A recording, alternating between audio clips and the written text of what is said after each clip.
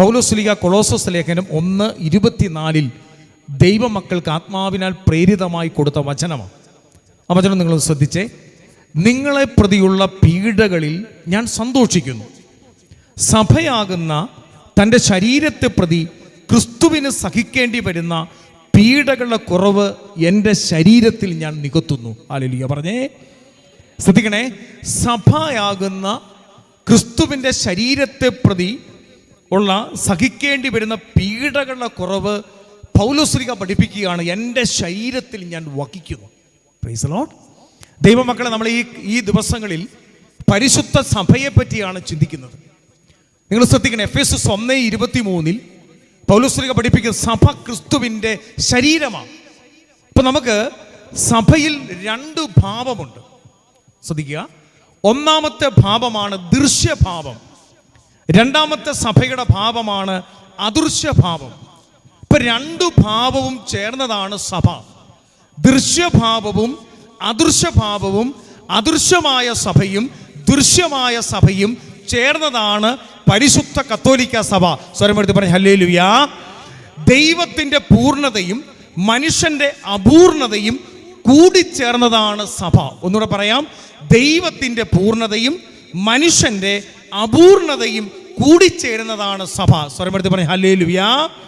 അഭിഷേകത്തോടെ പറഞ്ഞ ഹല്ലേലൂയ.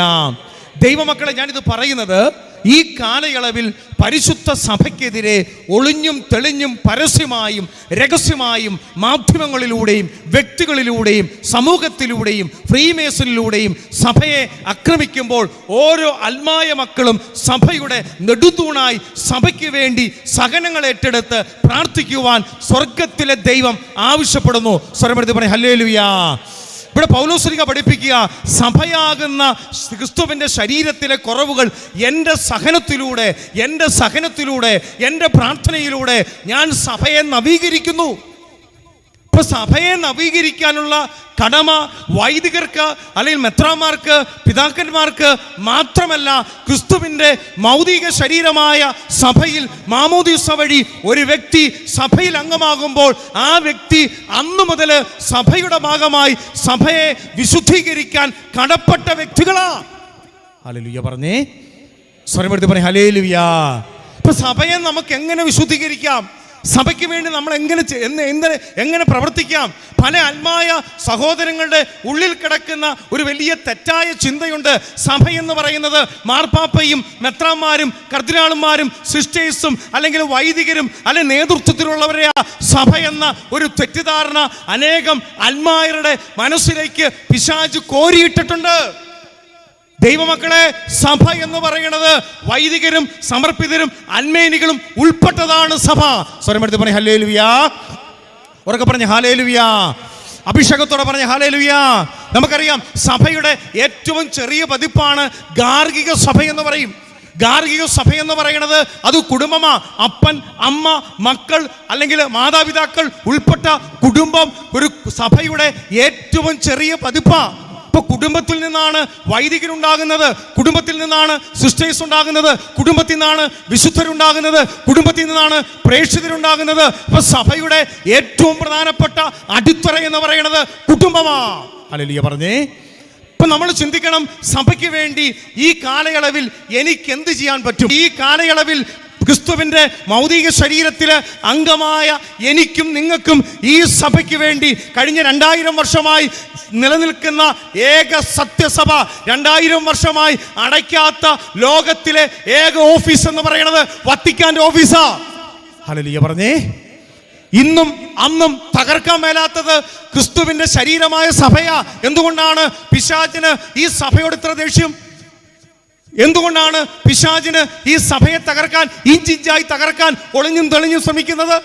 നമുക്ക് കൃത്യമായിട്ട് വചനത്തിലറിയാം. വിശുദ്ധ മത്തായി സുവിശേഷം 16-ാം അധ്യായത്തിൽ ഈശോ മിശിഹ കേസരിപ്പരിപ്പ് പ്രദേശത്ത് ചുറ്റി സഞ്ചരിച്ച ശേഷം ശിഷ്യന്മാരോട് ചോദിച്ചു, ഞാൻ ആരാണെന്നാണ് ജനങ്ങൾ പറയുന്നത്? അവർ പറഞ്ഞു, നീ ഏലിയാണെന്ന് പറയുന്നു, പ്രവാചകനാണെന്ന് പറയുന്നു. ഉടനെ ഈശോ പത്രോസിനോട് ചോദിച്ചു, ശിഷ്യന്മാരോട് ചോദിച്ചു, ഞാൻ ആരാണെന്നാണ് നിങ്ങൾ പറയുന്നത്? സ്ലീഹന്മാർ പറയുന്നത്, അപ്പസ്തോലന്മാർ പറയുന്നത്? ഉടനെ സഭയുടെ ആദ്യത്തെ മാർപ്പാപ്പയായ പത്രോസ് ശ്ലീഹ പറയുക, നീ ജീവനുള്ള ദൈവത്തിൻ്റെ പുത്രനായ ക്രിസ്തുവാണ്. ദൈവമക്കളെ, തുടർന്നുള്ള വചനം ശ്രദ്ധിച്ചോ. ഈ വചനം, ഈ കൺവെൻഷൻ ലോകം മുഴുവൻ കേൾക്കുന്ന എല്ലാ ദൈവമക്കളുടെയും മനസ്സിൽ കുറിച്ചിടേണ്ട ഒരു വചനമുണ്ട്. സഭ തകർന്നു, സഭ തകർന്നു, സഭയിൽ പ്രശ്നമാണ്, സഭയിൽ അരാജകത്വമാണെന്ന് പറയുന്ന ദൈവമക്കളെ മനസ്സിലേക്ക് കുറിച്ചിടുന്ന വചനമുണ്ട്. പത്രോസേ, നീ പാറയാകുന്നു, ഈ പാറമേൽ എൻ്റെ സഭ ഞാൻ സ്ഥാപിക്കുമെന്ന് പറഞ്ഞത് മനുഷ്യനല്ല, സാക്ഷാൽ ജീവിക്കുന്ന ദൈവത്തിന്റെ പുത്രനായ ഈശോ മിശിഹ നേരിട്ട് വെളിപ്പെടുത്തിയ വചനമാ. അതുകൊണ്ട് എത്ര അടിച്ചാലും എത്ര നോക്കിയാലും ഈ സഭയെ തകർക്കാൻ ലോകത്തിലെ ഒരു ശക്തിക്കും സാധ്യമല്ല. ഹല്ലേലൂയ പറഞ്ഞേ. എത്ര നാളായിട്ട് നോക്കി. നെപ്പോളിയൻ എന്ന് പറയുന്ന ചക്രവർത്തി പിയൂസ് 7 മാർപ്പാപ്പയുമായിട്ട് ഒരു തർക്കമുണ്ടാകുക. നെപ്പോളിയൻ ചക്രവർത്തി കൈ ചൂണ്ടിയിട്ട് പറയുക, ഈ സഭയുണ്ടല്ലോ ഞാൻ ഛിന്ന ഭിന്നമായി തകർത്തുകളയും. 17-ാം നൂറ്റാണ്ടിൽ അന്ന് സഭയെ നയിച്ച മാർപ്പാപ്പ ചിരിച്ചുകൊണ്ട് പറഞ്ഞൊരു കാര്യമുണ്ട്. കഴിഞ്ഞ 17 നൂറ്റാണ്ടായി ഞങ്ങൾ മാർപ്പാപ്പമാരും മെത്രാന്മാരും കർദിനാളന്മാരും വൈദികരും കന്യാസ്ത്രീമാരും ആഞ്ഞു നോക്കിയിട്ട് ഇതിനെ തകർക്കാൻ പറ്റിയിട്ടില്ല. നിങ്ങൾക്കൊന്ന് തകർത്താൽ എളുപ്പമാണ്. കഴിഞ്ഞ 17 നൂറ്റാണ്ടെന്ന് മാർപ്പാപ്പ പറയാ, സഭയ്ക്കകത്ത് അകത്തുനിന്നും പുറത്തുനിന്നും സഭയെ ആക്രമിച്ച ചരിത്രമുണ്ട്. സഭയുടെ ചരിത്രം എടുത്ത് പഠിച്ചു നോക്കിയേ. ആദ്യത്തെ 4 നൂറ്റാണ്ട് സഭയിൽ പീഡനത്തിന്റെ കാലഘട്ടമാ. ആ കാലഘട്ടത്തിൽ നമുക്കൊരു പള്ളി സ്ഥാപിക്കാൻ പറ്റില്ല. 14 ചക്രവർത്തിമാര് ഈ സഭയെ മാറി മാറി പിടിപ്പിച്ചു. ആ കാലഘട്ടത്തിലാണ് സഭയിൽ അനേകം ധീര രക്തസാക്ഷികൾ ഉണ്ടായത്. നമുക്കറിയാം, യോഹന്നാൻ ശ്ലീഹ ഒഴികെ ബാക്കി 11 അപ്പസ്തോലന്മാരും ക്രിസ്തുവിന് വേണ്ടി രക്തസാക്ഷിയായവരാ. തോമാസ് ശ്ലീഹയുടെ ചങ്കിലേക്ക് കുന്തം കയറി ബൈലാപ്പൂരിൽ വെച്ച് എൻ്റെ കർത്താവേ എൻ്റെ ദൈവമേ എന്ന് പറഞ്ഞ് പിടഞ്ഞു ഭരിച്ച തോമാസ് ശ്ലീഹയുടെ മക്കളല്ലേ നമ്മള്. പത്രോസ് ശ്ലീഹയെ തലകീഴായിട്ട് കുരിശിൽ തറച്ചു. അന്ത്രയോസിന്റെ തൊലി ഉരിഞ്ഞു കളഞ്ഞു. ആദ്യത്തെ അപ്പസ്തോലിക രക്തസാക്ഷിയായ യാക്കോബ് ശ്ലീഹയുടെ തലവെട്ടി മാറ്റിക്കളഞ്ഞു. അവരാരും സഭയ്ക്കെതിരെ നിന്നിട്ടില്ല.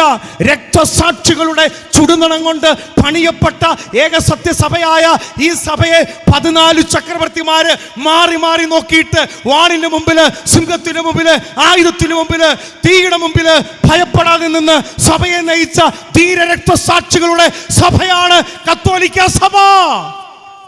ഹല്ലേലൂയ പറഞ്ഞേ, ഉറക്കെ പറഞ്ഞ ഹല്ലേലൂയ. ഇവിടെ ഇരിക്കുന്ന ദൈവമക്കളെ നമ്മൾ അഭിമാനിക്കണം.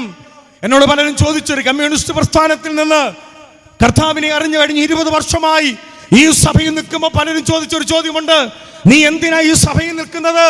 ഞാൻ പറഞ്ഞു, പത്രോസ് മുതൽ ആ രക്തസാക്ഷികളുടെ കൂട്ടായ്മ, വിശുദ്ധരുടെ കൂട്ടായ്മ, പരിശുദ്ധി അമ്മയും വിശുദ്ധരും രക്തസാക്ഷികളും ദിവ്യകാരുണ്യവും കുംഭസാരവും കൂദാശകളും ദണ്ഡവിമോചനമുള്ള ഈ സഭയിൽ അംഗമായതിനെ ഓർത്ത് ഞാൻ അഭിമാനിക്കുന്നു.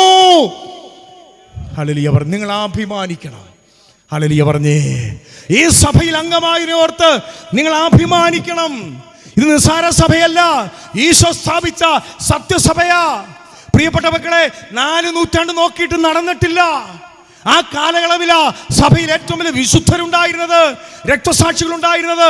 നമുക്കറിയാം, സീറോ മലബാർ സഭയുടെ വിശുദ്ധ കുർബാനയുടെ ക്രമത്തിൽ ഒരു പ്രാർത്ഥനയുണ്ട്. വിശുദ്ധ കുർബാന കഴിഞ്ഞിട്ട് വൈദികൻ കാൽവരി കുരിശിലെ ബലിയുടെ ധനിയാവർത്തനമായ വിശുദ്ധ കുർബാന അർപ്പിച്ച ശേഷം ആ തിരുക്കുരിശിന്റെ പ്രതീകമായ ബലിപീഠത്തിലേക്ക് കമന്നു വീണിട്ട് ചുംബിച്ചുകൊണ്ട് ഒരു പ്രാർത്ഥന ചൊല്ലുന്നുണ്ട്.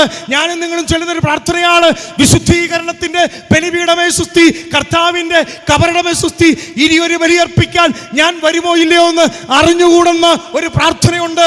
ഈ പ്രാർത്ഥന ചെല്ലുമ്പോൾ ഓരോ വിശ്വാസിയുടെയും നെഞ്ചിലേക്കാണ് ആ പ്രാർത്ഥന വരുന്നത്. അതിന് ചരിത്രമറിയാമോ? ആദ്യ 4 നൂറ്റാണ്ടില് ദേവാലയങ്ങളില്ല, ബലിപീഠങ്ങൾ വെക്കാൻ പറ്റില്ല, ചക്രവർത്തിമാരെതിരാ, മതവൈരികളെതിരാ. ഈ കാലഘട്ടത്തിൽ വിശ്വാസ സമൂഹം ഒരുമിച്ച് കൂട്ടി വീട്ടിൽ നിന്ന് ഗോതമ്പപ്പം ചുട്ടെടുത്തിട്ട് വൈദികര് പന്തം തെളിച്ചിട്ട് അർദ്ധരാത്രിയിൽ ഏതെങ്കിലും കുന്നിന്റെ മണ്ടയിലോ മലയുടെ മുകളിലോ ബലിക്കല്ലായിട്ട് പാറ കഴുകിയിട്ട് അതിന് മുകളിൽ ബലിയർപ്പിച്ചിട്ട് അവസാന തിരുദോസ്തി കഴിച്ച് അവസാനം വൈദികൻ ആ ബലിക്കല്ലായ കുരിശിന്റെ പ്രതീകമായ ആ പാറയിൽ കമന്ന് വീണ് കരഞ്ഞുകൊണ്ട് പറയും, ഇനിയൊരു ബലിയർപ്പിക്കാൻ ഞാൻ വരുമോ ഇല്ലയോ എന്ന് അറിഞ്ഞുകൂടാ. ഇത് പറഞ്ഞുകൊണ്ടിരിക്കുമ്പോൾ അനേകം വൈദികളുടെ തല വെട്ടിമാറ്റി ആ രക്തസാക്ഷികളായ വൈദികളുടെ ചുടുനിണം കൊണ്ട് നനഞ്ഞ ബലിപീഠമാ കത്തോലിക്ക സഭയുടെ ബലിപീഠം. ഹല്ലേലൂയ പറഞ്ഞേ. അഭിഷേകത്തോടെ പറഞ്ഞ ഹല്ലേലൂയാ. സ്വരമുയർത്തി പറഞ്ഞ ഹല്ലേലൂയാ. പിന്നീട് നമുക്കറിയാം സഭയുടെ ചരിത്രത്തിൽ 4 മുതൽ നൂറ്റാണ്ടിൽ സഭയ്ക്ക് സ്വാതന്ത്ര്യം കിട്ടിയ കാലത്ത് സമ്പത്ത് കയറി വന്നു, രാജാക്കന്മാർ അധികാരം വന്നു, സഭയിലേക്ക് തിന്മകൾ കടന്നു വരാൻ തുടങ്ങി. ഈ കാലഘട്ടത്തിലാ വിശുദ്ധരായ മൽപ്പാന്മാരിലൂടെ സഭയെ എഴുന്നേൽപ്പിക്കുന്നത്. 9-ാം നൂറ്റാണ്ട് വരെ സഭയെ നയിച്ച് 1000-ഓളം പ്രവാചകന്മാരായ സഭാ പ്രബോധനം കൊടുത്ത മൽപ്പാന്മാരുടെ വിശുദ്ധരായ സഭാപിതാക്കന്മാരുടെ സഭയെ പിടിച്ചെഴുന്നേൽപ്പിച്ചു. 5-ാം നൂറ്റാണ്ട് 4-ാം നൂറ്റാണ്ട് അവസാനത്തിലാ സെന്റ് ബെനഡിക്റ്റിനെ പോലുള്ള വിശുദ്ധര്, കർമ്മലി അഭിഷേകമുള്ള വിശുദ്ധര് സഭയിൽ എഴുന്നേറ്റ് വന്നത്. നമുക്ക് ഓരോ സഭയുടെ ചരിത്രം എടുത്തു വെക്കാം. 12-ാം നൂറ്റാണ്ടായപ്പോൾ വിശുദ്ധ ഡൊമിനിക്കിലൂടെ സഭയെ പിടിച്ചു നിർത്തുക. വിശുദ്ധ ഡൊമിനിക്ക്, അസീസിയിലെ ഫ്രാൻസിസ്, വിശുദ്ധ അന്തോനീസ് അതിശക്തമായി സഭയുടെ ഉണർവിന്റെ കൊടുങ്കാറ്റ് വീശാൻ തുടങ്ങി. ആ കാലയളവിലല്ലേ അൽ ജസ്മിൻ ഭാഷാണ്ഡത വന്ന് സഭയെ ചിന്ന ഭിന്നമാക്കാൻ ഇറ്റലിയിലെ പല സംസ്ഥാനങ്ങളും പല പ്രദേശങ്ങളും അൽ ജസ്മിൻ ഭാഷാണ്ഡതയിൽ, സഭാവിരുദ്ധ ഭാഷാണ്ഡതയിൽ സഭ വിട്ടുപോയി. വൈദികരോടൊപ്പം സഭ അനേകം അൽമായര് സഭയ്ക്കെതിരെ നിന്ന കാലഘട്ടത്തിൽ 1214 മിലനിലെ ആർച്ച് ബിഷപ്പായിരുന്ന ഒരു ബിഷപ്പിന്റെ സെക്രട്ടറി ആയിരിക്കുന്ന ഡൊമിനിക് എന്ന് പറയുന്ന ഒരു ധീരനായ ഒരു വൈദികൻ പിതാവിനോട് പറഞ്ഞു, പിതാവേ സഭയെ നവീകരിക്കാൻ പ്രസംഗിക്കണമെന്ന് പറഞ്ഞ കാലഘട്ടത്തിൽ 4 വർഷക്കാലം അദ്ദേഹം പ്രസംഗിച്ചു. പക്ഷെ പ്രസംഗിച്ചിട്ട് ഒരാളും മാനസാന്തരപ്പെട്ടില്ല. തിരിച്ച് മിലനിലേക്ക് ബിഷപ്പ് ഹൗസിലേക്ക് പോകേണ്ട സമയമായപ്പോൾ തലേന്ന് രാത്രി അദ്ദേഹം മുട്ടുകുത്തി. അതായത് ശരീരത്തിൽ കർത്താവിന്റെ സഹനങ്ങൾ, ഈ പൗലോസ് പറഞ്ഞതുപോലെ ഈ സഹനങ്ങൾ ഏറ്റെടുത്ത് പ്രാർത്ഥിച്ചുകൊണ്ടിരുന്ന 1214 രാത്രിയിൽ പരിശുദ്ധ അമ്മ മാതാവ്, ഈശോയുടെ സ്വന്തം അമ്മയായ പരിശുദ്ധ അമ്മ പ്രത്യക്ഷപ്പെട്ട് 1214 പഠിപ്പിച്ച പ്രാർത്ഥനയാ ഞാനും നിങ്ങളും ചൊല്ലുന്ന ജപമാല. ഈ പ്രാർത്ഥനയുടെ ഫലമായി 7 വർഷം കൊണ്ട് ഇറ്റലിയിൽ നിന്ന്, യൂറോപ്പിൽ നിന്ന് ഈ ഭാഷാണ്ഡതയെ തൂത്തെറിയുവാൻ ജപമാലയ്ക്ക് പറ്റി. ഹല്ലേലൂയ പറഞ്ഞേ. ദൈവമക്കളെ, ഞാനൊരു ആത്മീയ സത്യം പറയുക. സഭയ്ക്ക് 2 ആയുധമാണ് ഈശോ നൽകിയത്. സഭാമക്കൾക്ക് 2 ആയുധമാ. ഓരോ മതവിഭാഗത്തിനും തീവ്രവാദ സംഘടനയുണ്ട്. നമുക്കറിയാം ISIS തീവ്രവാദ സംഘടനയുണ്ട്. ഓരോ മതത്തിനും ധീരരായ തീവ്രവാദ സംഘടനയുണ്ട്. കത്തോലിക്ക സഭയ്ക്ക് ഒരു തീവ്രവാദ സംഘടന ഉണ്ടാകണം. ക്രിസ്തുവിന് വേണ്ടി മരിക്കാൻ, ക്രിസ്തുവിന്റെ സഭയെ കെട്ടിപ്പിടിക്കാൻ സഭയ്ക്ക് ധീരരായ രക്തസാക്ഷികളുടെ തീവ്രവാദ സംഘടന ഉണ്ടാകണം. നമ്മുടെ ആയുധം വാളല്ല, നമ്മുടെ ആയുധം ബോംബല്ല, നമ്മുടെ ആയുധം കഴുത്തുവെട്ടുന്നതല്ല. നമുക്ക് സ്വർഗം തന്ന 2 ആയുധമുണ്ട്. ഒന്ന് പരിശുദ്ധ കുർബാന എന്ന ആയുധവും, 2 പരിശുദ്ധ ജപമാല എന്ന ആയുധവും നമ്മൾ കയ്യിലെടുക്കണം. ഹല്ലേലൂയ പറഞ്ഞേ. സ്വരമെടുത്ത് പറഞ്ഞേ ഹല്ലേലൂയാ. ഉറക്കെ പറഞ്ഞേ ഹല്ലേലൂയാ. നമുക്കറിയാം സഭയിലെ അതിശക്തനായ ഒരു വിശുദ്ധനാണ് വിശുദ്ധ ഡോൺ ബോസ്കോ. അദ്ദേഹം ഒരിക്കൽ പ്രാർത്ഥിക്കുമ്പോൾ ഒരു ദർശനം കാണുക, ഭയാനകമായ ദർശനം. സഭയുടെ മാർപ്പാപ്പയാൽ നയിക്കപ്പെടുന്ന സഭയാകുന്ന കപ്പൽ, കർദിനാളന്മാരും മെത്രാന്മാരും അൽമേനികളും അടങ്ങിയ സഭയാകുന്ന കപ്പല് ഇങ്ങനെ കടലിൽ കൂടെ യാത്ര ചെയ്തുകൊണ്ടിരിക്കുമ്പോൾ ഈ സഭയെ ആക്രമിക്കാൻ ചെറിയ ചെറിയ വള്ളങ്ങളിലൂടെ പലരും വരിക. സൂക്ഷിച്ചു നോക്കും, ഇസ്ലാമുണ്ട്, ഫ്രീമേസനുണ്ട്, പ്രൊട്ടസ്റ്റന്റുകാരുണ്ട്. അനേകം ചെറുവള്ളങ്ങളിൽ സഭയെ ആക്രമിക്കാൻ, അവർ ചെറിയ ചെറിയ വാക്കുകളിലൂടെ സഭയെ ആക്രമിക്കാൻ ഇങ്ങനെ പുറപ്പെട്ടുകൊണ്ടിരിക്കുമ്പോൾ മാർപ്പാപ്പ ഇങ്ങനെ വിഷമിക്കുക. ഈ സമയത്ത് പരിശുദ്ധ പിതാവിനെ വെടിയേക്കുന്ന അടുത്ത മാർപ്പാപ്പ വരുന്നു. സഭയാകെ ഒരു അസ്വസ്ഥതയിലേക്ക് പോവുക. ഇരുണ്ട സമയം എന്നാ പറയണത്. ഡോൺ ബോസ്കോ പ്രാർത്ഥിച്ചുകൊണ്ടിരിക്കുമ്പോൾ കർത്താവെ സഭയെ രക്ഷിക്കാൻ എന്ത് ചെയ്യണം? അപ്പോൾ അദ്ദേഹം കാണുന്ന ഒരു കാഴ്ച, ഈ കടലിൽ 2 തൂണ് പൊങ്ങുക. ഒരു വലിയ തൂണിൽ പരിശുദ്ധ അമ്മയുടെ രൂപവും അതിന് വിമല ഹൃദയം പ്രതിഷ്ഠിച്ചിരിക്കുന്നു. എന്നിട്ട് അതിനടിയിൽ എഴുതി വെച്ചിരിക്കുന്നു ക്രിസ്ത്യാനികളുടെ സഹായം. രണ്ടാമതൊരു വലിയ തൂണ് പൊങ്ങുക. ആ തൂണില് വലിയൊരു ദിവ്യകാരുണ്യം എഴുന്നള്ളിച്ചു വെച്ചിട്ട് അതിനടിയിൽ എഴുതി വെച്ചിരിക്കുന്നു ക്രിസ്ത്യാനികളുടെ രക്ഷ. ഈ 2 തൂണിലാണ് സഭയെ കെട്ടിയിട്ടിരിക്കുന്നത്. ഞാൻ ഒരു കാര്യം ഇവിടെ ഇരിക്കുന്ന ദൈവമക്കളോട് പറയാം, പരിശുദ്ധ കുർബാന മുടക്കുക എന്നത് ഫ്രീമേസന്റെ അജണ്ടയാ. ഞാനിവിടെ ഇരിക്കുന്ന ദൈവമക്കൾ, ഇത് ലോകം മുഴുവൻ കേൾക്കുന്ന മക്കളാ, ഒരു കാരണം ഒരിടത്തും കുർബാന മുടക്കരുത്, ദേവാലയം അടയ്ക്കരുത്. ഈ കൊറോണ വന്നതിലൂടെ ലോകത്തിൽ 3-2 ബലിയാണവൻ മുടക്കിക്കളഞ്ഞത്. രക്തസാക്ഷികളുടെ കാലഘട്ടത്തിൽ പോലും രഹസ്യത്തിൽ ബലിയർപ്പിച്ച പുരോഹിതരെ എങ്ങനെ ഈ ഭയപ്പെടുത്തി ഈ ബലിയർപ്പണം മുടക്കുക എന്നത് സാത്താന്റെ നിഗൂഢ അജണ്ടയാ. ഹല്ലേലൂയ പറഞ്ഞേ. സ്വരമെടുത്ത് പറഞ്ഞേ ഹല്ലേലൂയ. ഈശോ മിശിഹായുടെ കാൽവരി കുരിശിലെ ബലിയുടെ തനിയാവർ വിശുദ്ധ പാതിരപ്പിയ പറയണത്, ഞാൻ ബലിയർപ്പിക്കുമ്പോൾ ഈശോയുടെ ചങ്ക് മുറിച്ചാണ് ബലിയർപ്പിക്കുന്നത്. അതുകൊണ്ട് വിശുദ്ധ പാതിരപ്പിയോയും വിശുദ്ധ ബീഡും ഒക്കെ പറയുന്നത്, ബലിയർപ്പണം എവിടെ നിൽക്കുന്നുണ്ടോ അവിടെ സഭ മരിക്കാൻ തുടങ്ങി. കർത്താവ് തന്ന ഏറ്റവും വലിയ ആയുധമാണെന്ത്? പരിശുദ്ധ കുർബാന. ഹല്ലേലൂയ പറഞ്ഞേ, അഭിഷേകത്തോടെ പറഞ്ഞേ ഹല്ലേലൂയ. രണ്ടാമത്തെ ആയുധമാണ് പരിശുദ്ധ. നിങ്ങൾ ഓർത്തു വയ്ക്കേ, സഭയുടെ ചരിത്രത്തില് സഭ ആക്രമിക്കാൻ എത്ര ആൾക്കാർ വന്നു. നിരീശ്വരവാദ പ്രസ്ഥാനങ്ങള് സഭ ആക്രമിക്കാൻ യൂറോപ്പ് മുഴുവൻ ദൈവമില്ലെന്ന് പഠിപ്പിക്കുന്ന ചുവന്ന സർപ്പത്തിന് കീഴിലേക്ക് യൂറോപ്പ് കടന്നു വന്നുകൊണ്ടിരിക്കുമ്പോൾ അനേക രാജ്യങ്ങൾ യൂറോപ്പിലെ വിശ്വാസം നഷ്ടപ്പെട്ട കാലഘട്ടത്തിൽ 917 പരിശുദ്ധ അമ്മ ഫാത്തിമയിൽ ആടുമേച്ചുകൊണ്ടിരുന്ന 3 കുട്ടികൾക്ക്, ജസീന്ത, ഫ്രാൻസിസ്, ലൂസി എന്ന 6, 7, 8 വയസ്സുള്ള കുഞ്ഞുങ്ങൾക്ക് പരിശുദ്ധ അമ്മ പ്രത്യക്ഷപ്പെട്ടിട്ട് പറഞ്ഞു, സാത്താനെതിരെയുള്ള ശക്തമായ ആയുധമാണ് ജപമാല. ഹല്ലേലൂയ പറഞ്ഞേ. ഈ കുഞ്ഞുങ്ങള് പറഞ്ഞ സന്ദേശം വിശ്വസിച്ച് ഇന്നലത്തെ സ്വർഗീയ മധ്യസ്ഥനായ വിശുദ്ധ ജോൺ പോൾ മാർപ്പാപ്പ 900 പരിശുദ്ധ അമ്മ മാതാവിന്റെ വിമല ഹൃദയത്തിൽ റഷ്യയെ സമർപ്പിച്ചതിന് ഫലമായി ലോകത്തിൽ ഒരു സാമ്രാജ്യത്തെ ശക്തിക്കും തകർക്കാൻ മേലാത്ത നിരീശ്വരവാദ പ്രസ്ഥാനത്തെ ഈ പ്രാർത്ഥനയുടെ പവറിനാൽ തകർത്തിട്ടുണ്ടെങ്കിൽ സ്വർഗം പരിശുദ്ധ അമ്മയെ ഈ യുദ്ധം ഏൽപ്പിച്ചിട്ടുണ്ട്. ഹല്ലേലൂയ പറഞ്ഞേ. ആത്മീയ യുദ്ധം നയിക്കുവാൻ സ്വർഗമേൽപ്പിച്ച കമാൻഡിംഗ് ചീഫാണ് പരിശുദ്ധ മറിയം. ഹല്ലേലൂയ പറഞ്ഞേ. അപ്പൊ നിരീശ്വരവാദ പ്രസ്ഥാനം സഭയെ ആക്രമിക്കാൻ വരുമ്പോൾ ജപമാല ഭക്തിയും ദിവ്യകാരുണ്യ ഭക്തിയും മുറുകെ പിടിച്ചപ്പോൾ അവിടെ സഭ വിജയിച്ചു. ഇനി നിങ്ങൾ ശ്രദ്ധിക്കേ, എത്രയോ കാലങ്ങളായി മത തീവ്രവാദികൾ യൂറോപ്പിനെ തകർക്കാൻ നോക്കുന്നു. ലെപ്പൻഡോ എന്ന് പറയുന്ന സ്ഥലത്ത് തുർക്കി സൈന്യം, തീവ്രവാദ സംഘടന, തുർക്കി സുൽത്താന്റെ നേതൃത്വത്തിൽ യൂറോപ്പിനെ പിടിച്ചടക്കണം, ക്രൈസ്തവത ഇല്ലാതാക്കണമെന്ന ലക്ഷ്യത്തോടു കൂടി തുർക്കി സൈന്യം യൂറോപ്പിലേക്ക് കടന്നു വരുമ്പോൾ വെറും 19,000 ക്രൈസ്തവ സൈന്യം, ഒരായുധവും ഇല്ല. തുർക്കി സൈന്യത്തിന് പടക്കോ ആധുനിക എല്ലാ ആയുധം ആ കാലഘട്ടത്തിലുണ്ട്. തുർക്കി സൈന്യം എവിടെ വന്നാലും വിജയിച്ചിട്ടുണ്ട്. അന്ന് സഭയുടെ മാർപ്പാപ്പയാണ് പിയൂസ് 5 മാർപ്പാപ്പ. മാർപ്പാപ്പയ്ക്ക് മനസ്സിലായി വത്തിക്കാനടക്കം യൂറോപ്യൻ പ്രദേശങ്ങൾ മുഴുവൻ സഭയുടെ കയ്യിൽ നിന്ന് വിട്ടുപോകും. അദ്ദേഹം ചെയ്തൊരു കാര്യമുണ്ട്.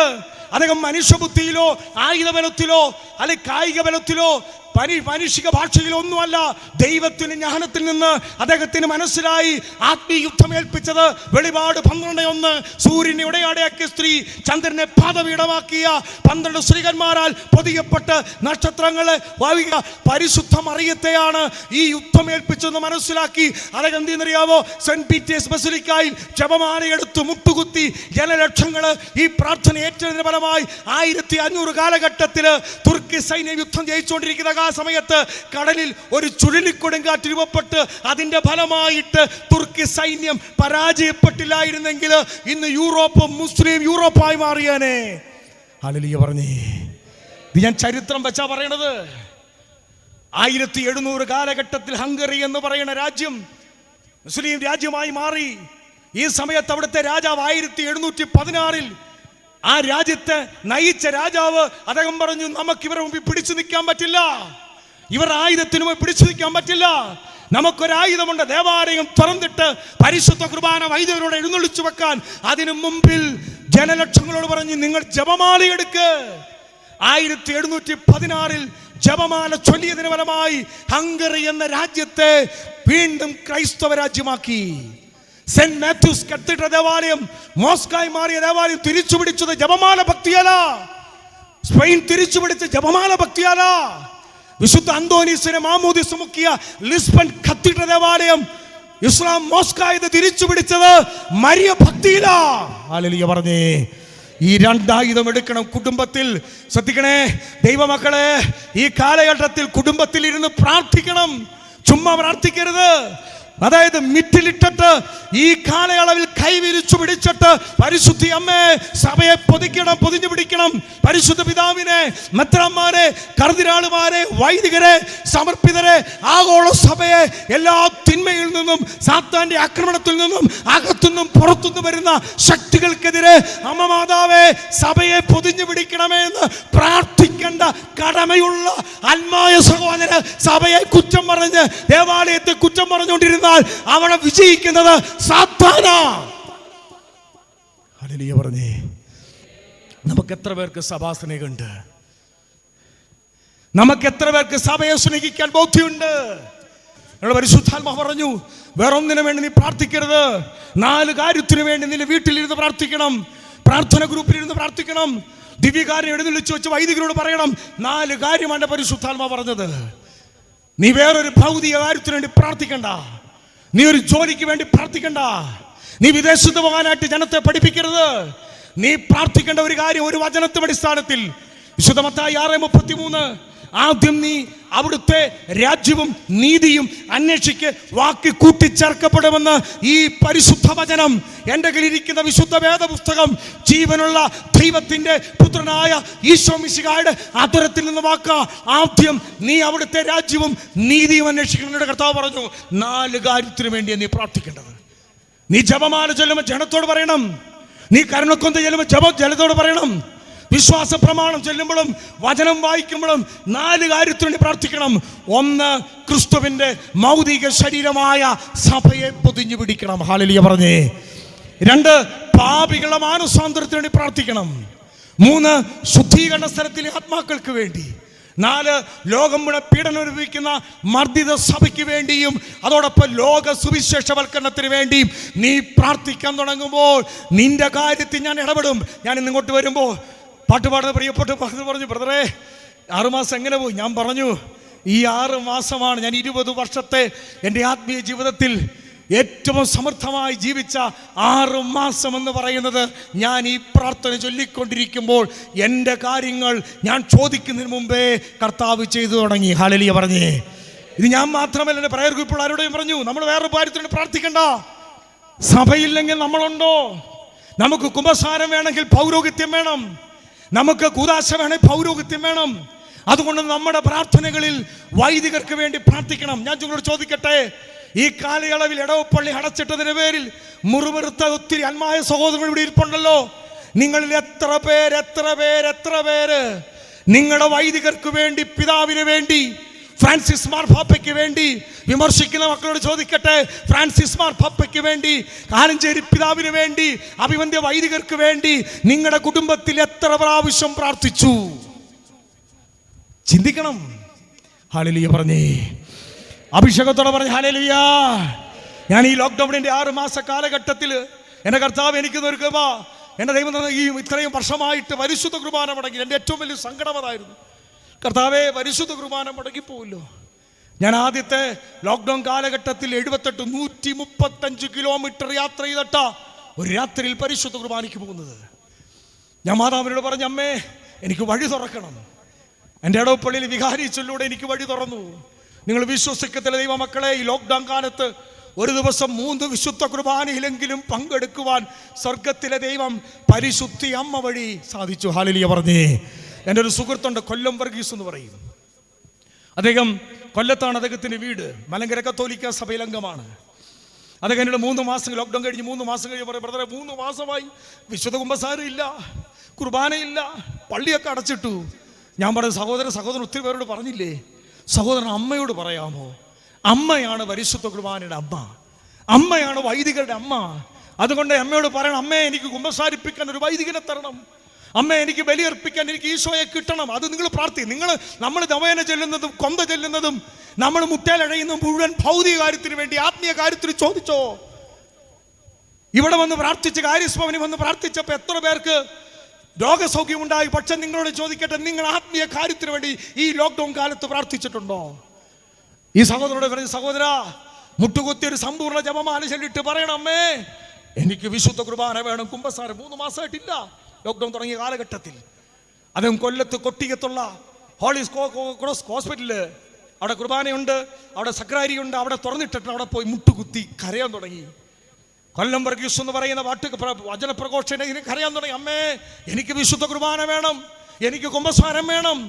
കരഞ്ഞ് അദ്ദേഹം 203 മടി ജപം ചൊല്ലി ലുത്തീനയിൽ അവസാനിപ്പിച്ച് കണ്ണടച്ചിരിക്കുമ്പോൾ ഒരാൾ പറയുന്നു തട്ടി. ഒരു പാൻറ് ഷർട്ട് ഇട്ട ഒരു മനുഷ്യൻ. അദ്ദേഹം ചോദിച്ചു, വർഗീസ് ബ്രദറാണോ? അദ്ദേഹം പറഞ്ഞു, അതെ. എനിക്ക് ബ്രദറിനെ അറിയാം, ബ്രദറിൻ്റെ ടോക്ക് ഞാൻ TV കേട്ടിട്ടുണ്ട്. ഞാനൊരു വൈദികനാണ്, ഞാൻ കൊല്ലത്തുള്ള ആളാണ്. പക്ഷേ രാവിലെ പരിശുദ്ധ അമ്മ എന്നോട് പറഞ്ഞു, ഒരു ചെക്കിംഗ് ഉണ്ട്, ഒരു ചെക്കപ്പ് ഉണ്ട്, അതുകൊണ്ട് കൊല്ലത്ത് ഹോസ്പിറ്റലിൽ പോകാൻ പറഞ്ഞു. എനിക്കങ്ങോട്ട് തോന്നി 40 കിലോമീറ്റർ വണ്ടി ഓടിച്ചാണോ. ഇപ്പം ഞാൻ ചാപ്പയിൽ കയറിയിരിക്കുമ്പോൾ എന്നോട് മാതാവ് പറയുക, ബ്രദർ എനിക്കറിയില്ല, ബ്രദർ അവിടെ മുട്ടുകുത്ത് എന്നോട് പറയുക, ഇവിടെ ബലി അർപ്പിക്കണം, ആ മനുഷ്യനെ കുമ്പസാരിപ്പിക്കണം. നിങ്ങൾ ഓർക്കെ, ആ ഒരൊറ്റ വ്യക്തിക്ക് വേണ്ടി 40 കിലോമീറ്റർ അകലയിൽ നിന്ന് പരിശുദ്ധ അമ്മ, പരിശുദ്ധ കന്യാമറിയം ഒരു വൈദികനെ കൂട്ടിക്കൊണ്ടുവന്ന് അവിടെ ബലിയർപ്പണം നടത്തി, വിശുദ്ധ കുമ്പസാരവും കുർബാനയും കൊടുത്തു. അങ്ങനെയെങ്കിൽ നമ്മൾ ഈ കാലയളവിൽ മാതാവിനോട് പ്രാർത്ഥിച്ചിട്ടുണ്ടോ? പരിശുദ്ധ അമ്മയോട് പ്രാർത്ഥിച്ചിട്ടുണ്ടോ? സഭയ്ക്കെതിരെ വാർത്ത വരുമ്പോൾ അമ്മേ സഭയെ പൊതിഞ്ഞു പിടിക്കണമേ എന്ന് കരഞ്ഞിട്ടുണ്ടോ? ഹല്ലേലൂയ പറഞ്ഞേ, സ്വരമെടുത്ത് പറ ഹല്ലേലൂയ. ഞാൻ പറയുന്നത് നമ്മുടെ കുടുംബങ്ങൾ ദേവാലയമാകണം. നമ്മുടെ കുടുംബങ്ങൾ വിമർശന കേന്ദ്രമാകരുത്.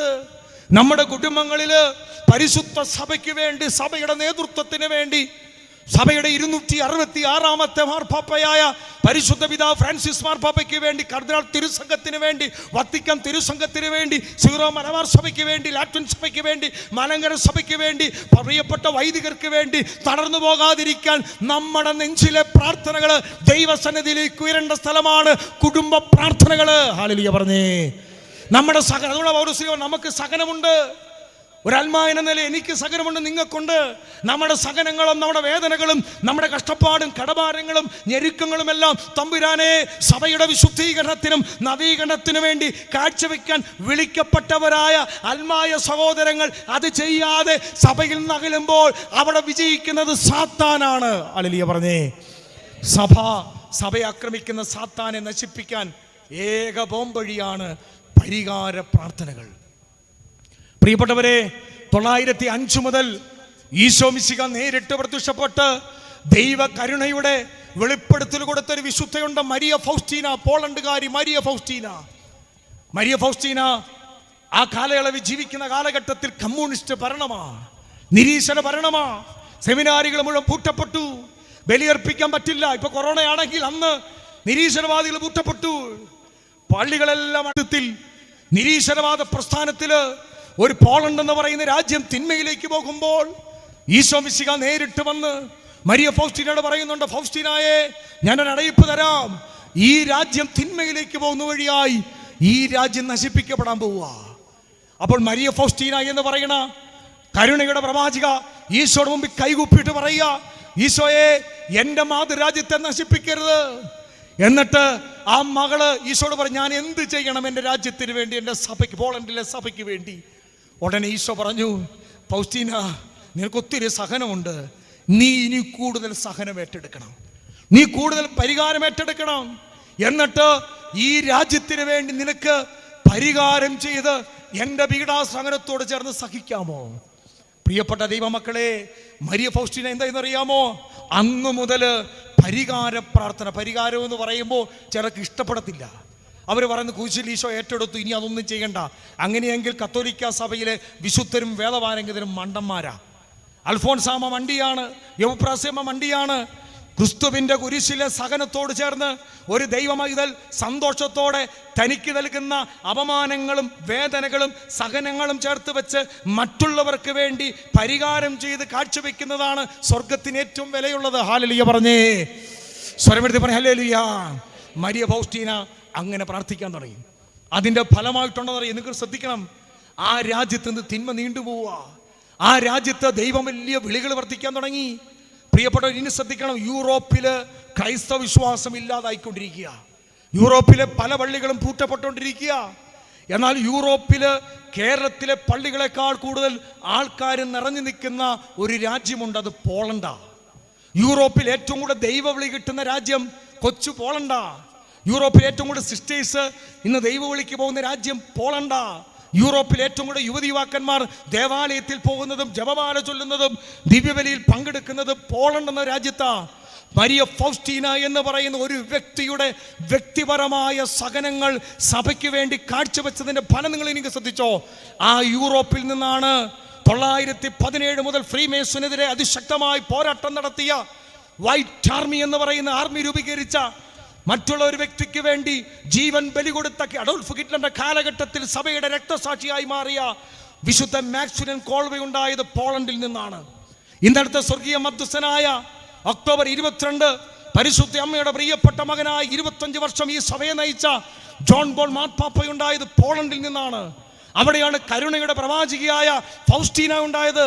ദൈവമക്കളെ, ഈ കാലയളവിൽ വേറൊന്നുമല്ല വേണ്ടത്. ദൈവമക്കളുടെ മുട്ടുകൾ മടക്കി സഭയ്ക്ക് വേണ്ടി നെഞ്ചോട് ചേർത്ത് പ്രാർത്ഥിക്കാൻ 10 പേരുണ്ടായാൽ മതി. ഹല്ലേലൂയ പറഞ്ഞേ. ഞാൻ പറഞ്ഞൊരു ആത്മീയ യുദ്ധമാ. ഞാൻ നിങ്ങളോട് പറയാം, കഴിഞ്ഞ ദിവസം പരിശുദ്ധാത്മാവ് വെളിപ്പെടുത്തി, ഈ കാലയളവിൽ ജപമാല മുറുകെ പിടിച്ച്, പരിശുദ്ധ കുർബാനയെ മുറുകെ പിടിച്ച്, പരിശുദ്ധ കത്തോലിക്ക സഭയുടെ പ്രബോധനങ്ങളെ മുറുകെ പിടിച്ച് ധീര രക്തസാക്ഷികളാകാൻ തയ്യാറായ തീവ്രവാദികളായ കുടുംബനാഥന്മാരെ, ചെറുപ്പക്കാരെ നീ ചേർക്കണം. ഹല്ലേലൂയ പറഞ്ഞേ. രാഷ്ട്രീയ പാർട്ടിക്ക് വേണ്ടിയല്ല, ലോകത്തിന് വേണ്ടിയല്ല, ഭക്ത സംഘടനയ്ക്ക് വേണ്ടിയല്ല. എന്നോട് പറഞ്ഞു, സഭാ പ്രബോധനം, പരിശുദ്ധ സഭയുടെ പ്രബോധനത്തിൽ 1 ഇഞ്ച് പോലും മാറ്റം വരുത്താത്ത സഭയെ ഏത് പ്രതിസന്ധിയിലായിക്കോട്ടെ, സഭയെ മുറുകെ പിടിച്ചു നിൽക്കുന്ന, സഭയെ അനുസരിക്കുന്ന, സഭാപ്രബോധനത്തിൽ അടിയുറച്ചു നിൽക്കുന്ന, ദിവ്യകാരുണ്യത്തെ മുറുകെ പിടിക്കുന്ന മര്യഭക്തി ഉള്ളിലുള്ള വ്യക്തികളെ കൂട്ടായ്മ രൂപപ്പെടുത്തണം. ഹല്ലേലൂയ പറഞ്ഞേ. സ്വരമെടുത്ത് പറഞ്ഞ ഹല്ലേലൂയ. അഭിഷേകത്തോടെ പറഞ്ഞ ഹല്ലേലൂയ. ഞാൻ നിങ്ങളോട് ഒരു കാര്യം കൂടെ പറയട്ടെ. നമ്മൾ സഭയുടെ സ്ട്രക്ചർ പണ്ട് എങ്ങനെയായിരുന്നു അറിയാമോ?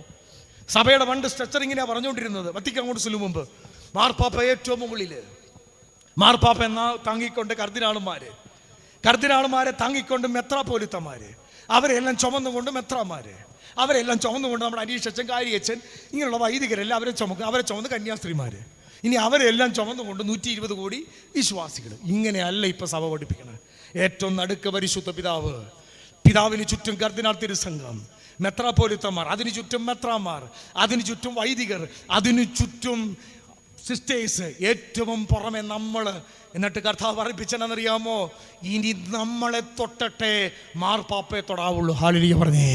നമ്മളാ പൊതിഞ്ഞു പിടിക്കേണ്ടത്, നമ്മളാണ് സഭയെ പൊതിഞ്ഞു പിടിക്കേണ്ടത്. അൽമായനയിലെ നമുക്കൊരു പങ്കുണ്ട്. അൽമായരെ ഒത്തിരി പങ്കുണ്ട് സഭയിൽ. അൽമായരിലെ സഭയില്ല. അൽമായരെ തകർക്കുക, അൽമായ വൈദികർ തമ്മിലുള്ള സ്നേഹബന്ധം തകർക്കുക, ഇത് സാത്താന്റെ കുടിലതന്ത്രമാ. നമ്മൾ ഒന്നിച്ചു നിൽക്കേണ്ട കാലഘട്ടമാ.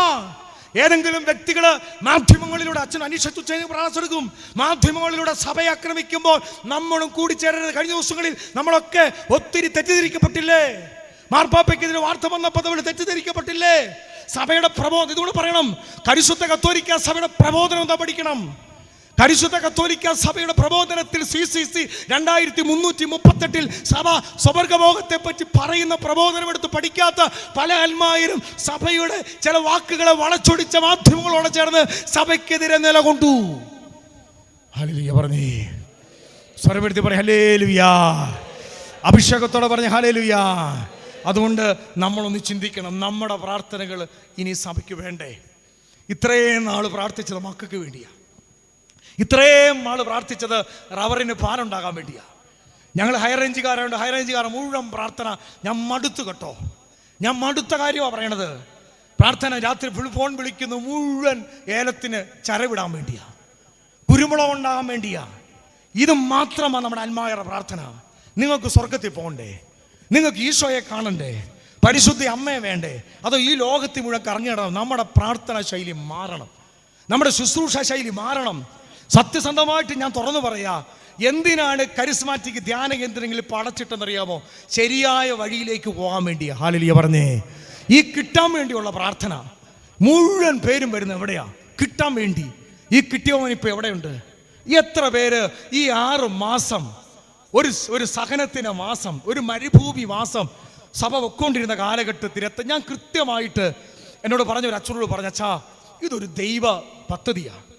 അതായത് നെല്ലും പതിരും തിരിച്ചറിയാനുള്ള സമയമാണ് 6 മാസം.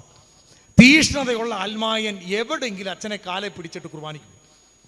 ഇവിടെ ഞാൻ കണ്ടു എല്ലാ സമയത്തും. ഞാൻ ഇവിടെ വന്നപ്പോൾ കുമ്പസാരം കൊണ്ട് ഇവിടെ ഒരു ദിവസം പോലും കാര്യസ്വാമിനിൽ വിശുദ്ധ കുർബാന മുടങ്ങിയിട്ടില്ല. അപ്പോൾ ദൈവം മക്കൾക്ക് വേണ്ടി എവിടെയെങ്കിലും ഒരുക്കിയിട്ടുണ്ട്. നമ്മളത് ആഗ്രഹിച്ചിട്ടുണ്ടോ? നമ്മൾ കുമ്പസാരം ആഗ്രഹിച്ചിട്ടുണ്ട്, കിട്ടും. അപ്പം നമ്മൾ ഈ കാലയളവിൽ ദൈവം നമ്മളെ ഇങ്ങനെ കൊണ്ടുപോകുന്നത് വീട്ടിലിരുത്തുന്നത് വലിയൊരു വെട്ടിയൊരുക്കലും. ഇവിടെ ദൈവം തമ്പുരാൻ ഒരു പരീക്ഷ ഇട്ടു.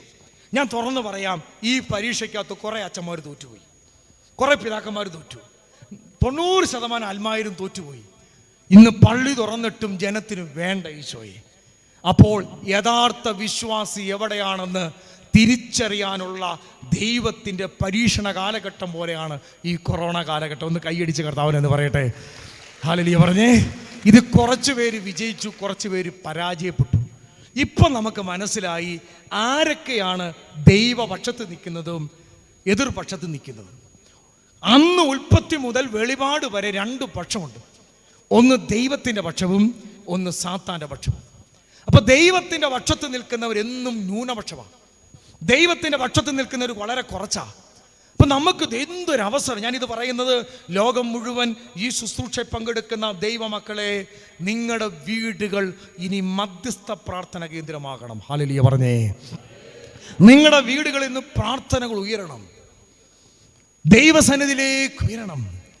സഭയ്ക്കെതിരെ ഒരു വാർത്ത വരുമ്പോൾ അപ്പം തന്നെ മുട്ടുകുത്തണം. ഞാൻ മിനിഞ്ഞാതൊരു വാർത്ത കേട്ടപ്പോൾ അന്ന് രാത്രി എനിക്ക് കിടന്നുറങ്ങാൻ പാടില്ല. എൻ്റെ വീടിൻ്റെ പ്രാർത്ഥനാ മുറിയിൽ ഇരിക്കുന്ന ക്രൂശിത രൂപത്തിൽ രാത്രി മുഴുവൻ ഞാൻ ഇരുന്ന് കരഞ്ഞു. രാത്രി മുഴുവൻ ഇരുന്ന് കരഞ്ഞു. സഭയ്ക്കെതിരെ ഒരു വാർത്ത വന്നത് രാത്രി എനിക്ക് കിടന്നുറങ്ങാൻ പറ്റുന്നില്ല.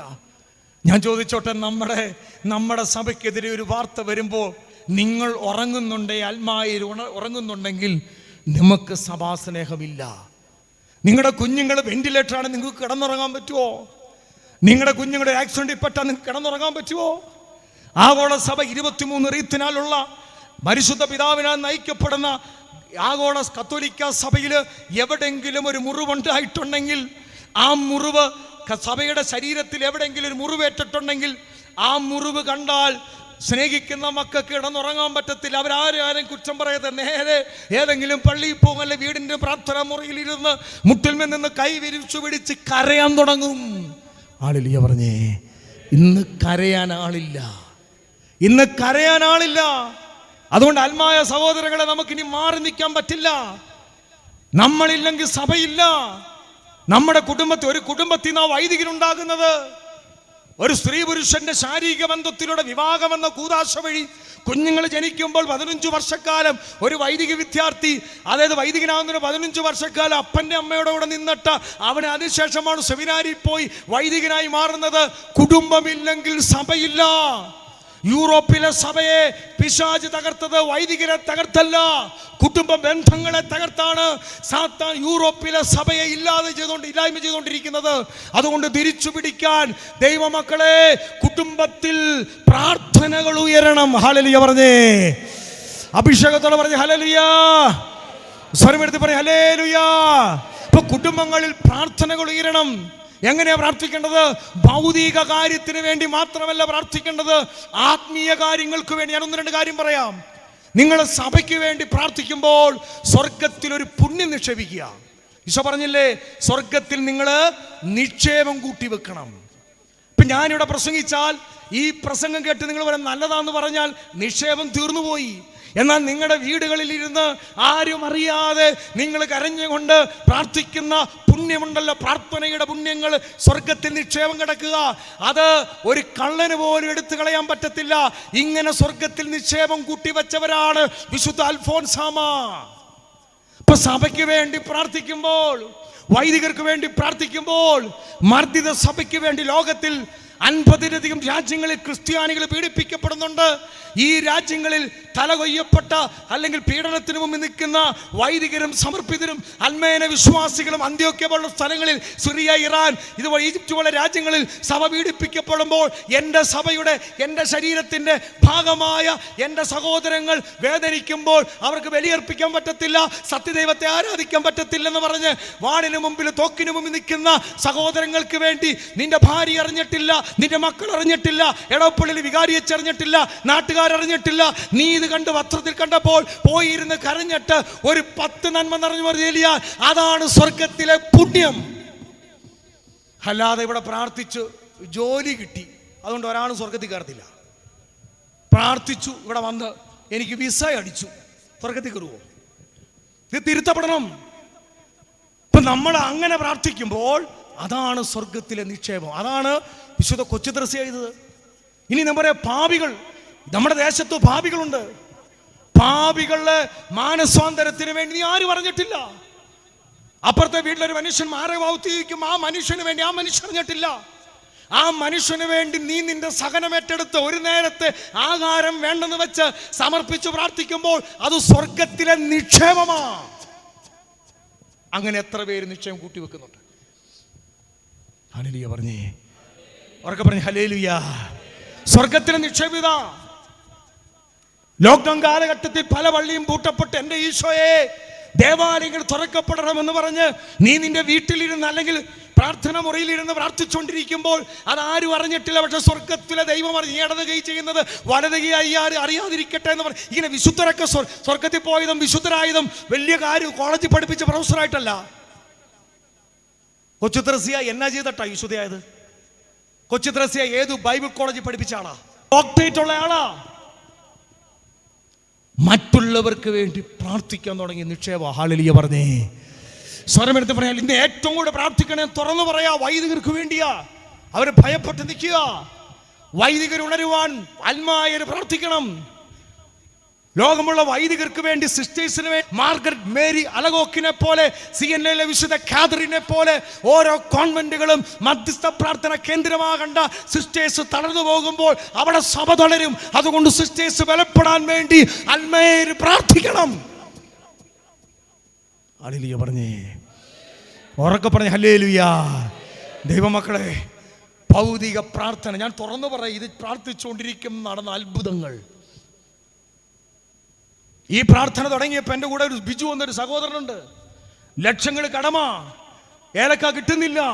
അദ്ദേഹത്തോട് ഈ പ്രാർത്ഥന പറഞ്ഞ് അദ്ദേഹം സഭയ്ക്ക് വേണ്ടി, ആത്മാക്കൾക്ക് വേണ്ടി, പാപികളുടെ മാനസാന്തരത്തിന് വേണ്ടി ജപമാല ചൊല്ലാൻ തുടങ്ങിയപ്പോൾ കഴിഞ്ഞ മാസം പറയാ ഇതുവരെ കിട്ടിയതിന്റെ 4 ഇരട്ടി വിളവാ ഇതുവരെ എടുത്ത് തീർന്നിട്ടില്ല. ഇതെങ്ങനെ സംഭവിക്കണേ? ഇത് ഈശോയുടെ വചനമാ. പ്രാർത്ഥിക്കേണ്ട വിഷയം, നിന്റെ കാര്യം ദൈവം നടത്തും. ഹല്ലേലൂയ പറഞ്ഞേ, ഉറക്കെ പറഞ്ഞേ ഹല്ലേലൂയ. സ്വർഗത്തിലെ ദൈവം നിന്റെ കാര്യം നടത്താൻ കഴിവുള്ളവനാ. നീ സഭയ്ക്ക് വേണ്ടി സ്നേഹിച്ചു പ്രാർത്ഥിക്കാറുണ്ടോ? ഇടവയിലെ വൈദികർക്ക് വേണ്ടി പ്രാർത്ഥിക്കാറുണ്ടോ? രൂപതയിലെ പിതാവിന് വേണ്ടി പ്രാർത്ഥിക്കാറുണ്ടോ? മധ്യസ്ഥ സഭയ്ക്ക് വേണ്ടി ശുദ്ധീകരണ സ്ഥലത്തിൽ ഓരോ ദിവസവും നീ വിശുദ്ധ കുർബാനയ്ക്ക് വരുമ്പോൾ നിന്റെ അടുത്ത് വന്ന് കൈകൂപ്പിയിട്ട് എന്നെ ഓർക്കെന്ന് പറയണ വിശുദ്ധ ജദ്രൂദ് പറയുന്നില്ലേ, പാതിരപ്യ പറയുന്നില്ലേ, ഫിലിപ്പിനേരി പറയുന്നില്ലേ? ഓരോ വിശുദ്ധ കുർബാന നടക്കുമ്പോഴും നമ്മുടെ അടുത്ത് ശുദ്ധീകരണ സ്ഥല ആത്മാക്കള്, നമ്മൾ പരിഗണിക്കപ്പെടാതെ പോകുന്ന ആത്മാക്കള് കരഞ്ഞിട്ട് ചോദിക്കും, നീ എന്നെ ഒന്ന് ഓർത്തേ മോളെ, എനിക്ക് വേണ്ടി ഈശോയുടെ ബലിയിൽ ചേർത്ത് പ്രാർത്ഥിക്കാമെന്ന് ചോദിച്ച് കൈകൂപ്പി നിൽക്കുന്ന നിന്റെ മരിച്ചുപോയ വല്യപ്പനെ നീ ഓർത്തു പ്രാർത്ഥിക്കാറുണ്ടോ? നീ ഓർക്കുന്ന നിന്റെ മക്കളെ മാത്ര. പ്രാർത്ഥന ശൈലികൾ മാറണം. ഹല്ലേലൂയ പറഞ്ഞേ ഹല്ലേലൂയ. പ്രാർത്ഥന ശൈലി അല്ലാതെ നമ്മൾ വെറുതെ ഇരിക്കാനുള്ളവരല്ല, നമ്മൾ പ്രാർത്ഥിക്കാൻ തുടങ്ങിക്കേ. കേരളത്തിൽ 65 ലക്ഷം ക്രിസ്ത്യാനികളുണ്ട്. അതിൽ 45-48 ലക്ഷം കത്തോലിക്കരുണ്ട്. ഈ 48 ലക്ഷം കത്തോലിക്ക വിശ്വാസികൾ കുടുംബത്തിലിരുന്ന് ഈ മേഖലയിൽ പ്രാർത്ഥിക്കാൻ തുടങ്ങിയ കേരള സഭയ്ക്കെതിരെ, ഭാരത സഭയ്ക്കെതിരെ, ആഗോള സഭയ്ക്കെതിരെ വരുന്ന പിശാചിന്റെ ദുഃഖങ്ങളെ തകർക്കാൻ പറ്റും. പക്ഷെ അവൻ ചെയ്യുന്ന പണി എന്നറിയോ? കേൾക്കണം, ഇവിടെ അൽമായര് നമ്മുടെ ഉള്ളിലേക്ക് വൈദിക വിരോധം കൊണ്ടുതരും. നമ്മുടെ ഉള്ളിലേക്ക് മാധ്യമങ്ങളിലൂടെ സഭാവിരോധം കൊണ്ടുവരും. നമ്മൾ പറയും വല്ലേലും കണക്കാ, ഇപ്പൊ ഒന്നുമില്ല, ആരുമില്ല, ഇടയില്ലാത്ത ആട് പോലെ. മക്കളെ പേടിക്കരുത്. ഒരൊറ്റ പാട്രിക്കാണ് അയർലൻഡിനെ എഴുന്നേൽപ്പിച്ചത്. ഒരു ഫൗസ്റ്റീനയാണ് പോളണ്ടിനെ എഴുന്നേൽപ്പിച്ചത്. ഒരു ബെനഡിക്റ്റ് ആണ് 5-ാം നൂറ്റാണ്ടിൽ സഭ എഴുന്നേൽപ്പിച്ചു നിർത്തിയത്. 12-ാം നൂറ്റാണ്ടിൽ അസീസിയിലെ ഫ്രാൻസിസ് ആണെങ്കിൽ ഈ കാലയളവിൽ ഇത് കേൾക്കുന്ന ദൈവമക്കളെ, നീയാണ് സഭയെ താങ്ങി നിർത്തേണ്ട അഭിഷേക ശക്തിയുള്ള ദൈവമക്കളാകേണ്ടത്. ഹല്ലേലൂയ പറഞ്ഞേ, സ്വരമെടുത്ത് പറ ഹല്ലേലൂയ. പ്രാർത്ഥിക്കാറുണ്ടോ? അതുകൊണ്ട് നമ്മൾ അവസാനിപ്പിക്കും. ഒരു വാക്കൂടെ പറഞ്ഞ് അവസാനിപ്പിക്കുക. കൊളോസസ് ലേഖനം 1-ാം അധ്യായം 24-ാം വാക്യം തുടങ്ങിയത്, സഭയ്ക്കുണ്ടാകുന്ന കുറവുകൾ എൻ്റെ ശരീരത്തെ ഞാൻ വഹിക്കുക, ഞാൻ വഹിക്കണം. അൽമായരെ സഭയിലൊരു വേദന ഉണ്ടാകുമ്പം നീ സഭയുടെ മകനാ, നീ സഭയുടെ മകനാ. സഭയിലെ ഒരു മെത്രാൻ വീണാൽ, ഒരു വൈദികം വീണാൽ നീന്റെ ശരീരത്തിന്റെ ഭാഗമാ മോനെ വീഴുന്നത്. നീ അത് ഓർക്കാറുണ്ടോ? നീ ഒന്ന് കരയാറുണ്ടോ? നീ ഒന്ന് പ്രാർത്ഥിക്കാറുണ്ടോ? നീ ചങ്കുപൊട്ടി ക്രൂശുരൂപത്തെ കെട്ടിപ്പിടിക്കാറുണ്ടോ? നീ കരയാറുണ്ടോ സഭയ്ക്ക് വേണ്ടി? നീ കുറ്റം പറയാൻ മാത്രമല്ല നിന്നെ നാക്കെടുക്കണത്. നിന്റെ വാ തുറന്ന നീ സഭയെ വിമർശിക്കാനല്ല നിന്നെ നാക്കെടുക്കണത്. നീ എന്തെങ്കിലും നീ മാർപ്പാപ്പ വിമർശിക്കുന്നവനല്ലേ? നീ എന്തെങ്കിലും ഈ മാർപ്പാപ്പയ്ക്ക് വേണ്ടി ചങ്കു തുറന്ന് പ്രാർത്ഥിച്ചിട്ടുണ്ടോ മോനെ? നീ എന്തെങ്കിലും നിന്റെ പിതാവിന് വേണ്ടി പ്രാർത്ഥിച്ചിട്ടുണ്ടോ? നീ മുഴുവൻ പ്രാർത്ഥിച്ചത് നിന്റെ പറമ്പിന് വേണ്ടിയും നിന്റെ മക്കൾക്ക് വേണ്ടിയും നിന്റെ പേരിന് വേണ്ടിയും നിന്റെ ഉയർച്ചയ്ക്ക് വേണ്ടിയും നിന്റെ ജോലിക്ക് വേണ്ടിയും നിന്റെ വിദേശ തടസ്സത്തിന് വേണ്ടിയും നിന്നെ കടം മാറാനുമല്ലേ നീ പ്രാർത്ഥിച്ചത്. സഭയില്ലെങ്കിൽ കേൾക്കണം, ഞാനില്ല ഈ പ്രസംഗിക്കാൻ തോമസ് കുമളി എന്ന് പറയുന്ന സുവിശേഷകൻ ഇവിടെ നിൽക്കുന്നത് കത്തോലിക്ക സഭ ഉള്ളതുകൊണ്ടാ. ഹല്ലേലൂയ പറഞ്ഞേ, ഹല്ലേലൂയ, ഹല്ലേലൂയ. ഈ സഭ ഇല്ലാതായ നിനക്ക് എങ്ങനെ കുമ്പസാരം എന്ന് കൂദാശ കിട്ടും? ഈ സഭ ഇല്ലാതായാൽ നിനക്ക് എങ്ങനെ ജീവന്റെ അപ്പമായി ഈശോ രണ്ടാം വരവ് വരെ വെളിപ്പെട്ട് നിൽക്കുന്ന പരിശുദ്ധ കുർബാന, വിശുദ്ധരൊക്കെ ഭക്ഷിച്ചിരുന്ന വിശുദ്ധ കുർബാന നിനക്ക് എങ്ങനെ കിട്ടും? ഈ സഭ ഇല്ലാതായാൽ മരണശേഷമുള്ള പ്രാർത്ഥന നിനക്ക് എങ്ങനെ കിട്ടും? ഈ സഭയിലല്ലേ പരിശുദ്ധ അമ്മയുള്ളത്. അതുകൊണ്ട് ദൈവമക്കളെ, സഭയെ പൊതിഞ്ഞു പിടിച്ച് പ്രാർത്ഥിക്കണം. ഹല്ലേലൂയ പറഞ്ഞേ. ഇത് ലോകം മുഴുവൻ കേൾക്കുന്ന ദൈവമക്കളോട് പറയാ, നിങ്ങളുടെ സഹനങ്ങൾ, നിങ്ങളുടെ കടഭാരങ്ങൾ, നിങ്ങളുടെ വേദന ആരും അറിയണ്ട. ഒരു ധ്യാനം ഒരു അച്ഛനും അറിയണ്ട, ഞങ്ങൾ ആരും അറിയണ്ട. നീ ആരും അറിയാതെ ഈശോയെ ഇത് എൻ്റെ സഭയ്ക്ക് വേണ്ടി കാഴ്ചവെക്കുന്നപ്പാ. ഈശോയെ എൻ്റെ ഇന്നും കിട്ടിയ അപമാനം ഉണ്ടല്ലോ, ഞാൻ പാവിക്ക് വേണ്ടി കാഴ്ചവെക്കുക. ഈശോയെ എൻ്റെ കാലിലെ വേദനയുണ്ടല്ലോ, അതിന്ന് ആത്മഹത്യ ചെയ്യാൻ പോകുന്ന ഒരു ആത്മാവിന് സമർപ്പിക്കുക. ദൈവമക്കൾ ഇങ്ങനെ അമ്മ ത്രേസ്യ വിശുദ്ധയായത്. അല്ലാതെ വലിയ കാര്യങ്ങൾ നമ്മുടെ തെറ്റിദ്ധാരണകൾ മാറ്റണം. ചെറിയ കാര്യങ്ങൾ ചെയ്താൽ അമ്മ ത്രേസ്യ ഒരു കരിയില എടുത്തിങ്ങനെ വെക്കുമ്പോൾ ഈശോട് പറയും, ഈശോയെ ഇത് പാപിക്ക് വേണ്ടി കാഴ്ചവെക്കുന്നു. നമ്മൾ കൊന്തയിലും അങ്ങനെ കാഴ്ച പുണ്യങ്ങൾ അവസാനിപ്പിക്കുമ്പോൾ പരിശുദ്ധ അമ്മയുടെ വിമല ഹൃദയം വഴി ഇതെല്ലാം സമർപ്പിക്കണം. നമുക്ക് വിശുദ്ധരാക്കണം.